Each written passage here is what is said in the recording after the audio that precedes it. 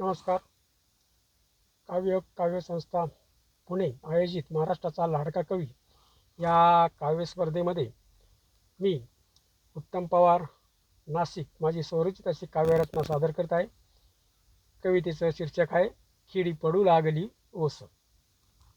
खिडी पडू लागली ओस, मित्रा आता तरी जवळ बस.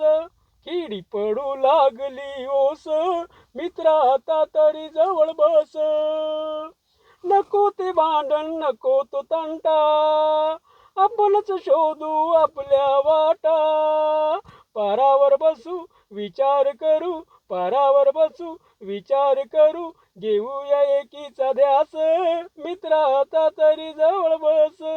खिडी पडू लागली ओस, मित्रा आता तरी जवळ बस. काळी माती आपली आई, विकू नका ओ गाई गाई.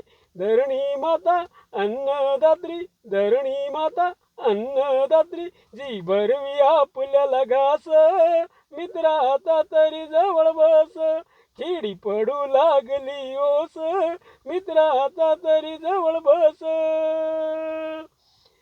जीवन इथले ओसो छंदी, नाही कुणाला कुणाची बंदी.